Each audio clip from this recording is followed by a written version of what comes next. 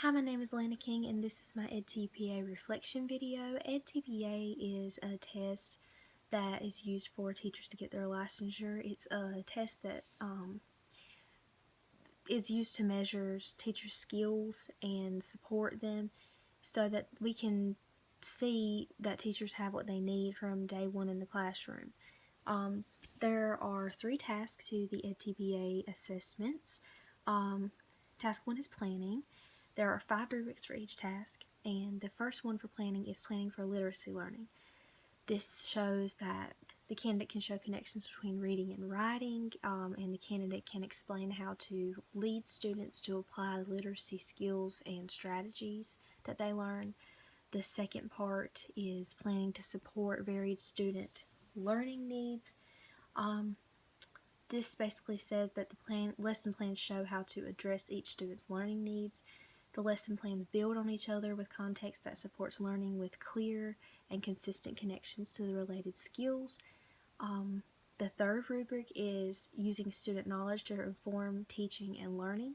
So this says that the lessons plans show research to support why they're teaching and why they're teaching it that way. It also shows the progress of their students and uses it to implement teaching strategies. The fourth rubric is identify and support language demands. So it shows resources and teaching strategies that are available to help those students who struggle with language learning, like a student who might do ESL. It shows targeted language supports and addresses the use of vocabulary, language functions, syntax, and discourse. The fifth rubric for planning is planning assessments to monitor student learning. These assessments provide multiple examples of evidence to monitor students' use of literacy strategy and related skills throughout the learning segment. The assessments allow those in specific groups to demonstrate their learning. The second task is instruction. So the first rubric for instruction is deepening student learning. So this shows that the candidate can present opportunities for students to individually evaluate their own abilities to apply the skills that they have learned. The second rubric is learning environment. This shows that the teacher can create an environment that is challenging and it provides opportunities and different perspectives and promotes respect for all students. It also shows that the candidate can demonstrate a good relationship with the children and respect for them. The third rubric for instruction is engaging students in learning. Students are engaged in tasks that deepen and extend their understanding of literacy, strategies, and skills. And the candidate prompts students to connect prior learning to new learning. The fourth rubric is analyzing teaching effectiveness.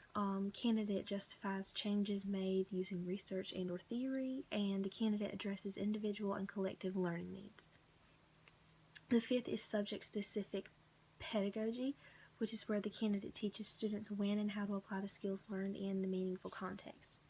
The third task is assessment. So there is analysis of student learning, which is where the candidate draws a connection between quantitative and qualitative patterns of learning for individuals and groups, and the patterns of learning are described for the whole class.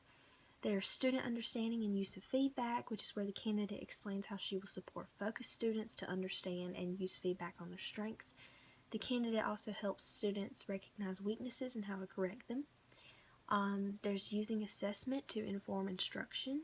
This shows that the next steps provided support to individuals or groups to improve their learning, and the next steps are justified with research. There is providing feedback to guide further learning, where the feedback provides a strategy to address an individual learning need. The feedback makes connections to prior learning or experience to improve learning. And lastly, there is analyzing students' language use and literacy learning. This shows that the candidate provides evidence for language use and content learning for students with varied needs. And that is my edTPA reflection video. Thank you.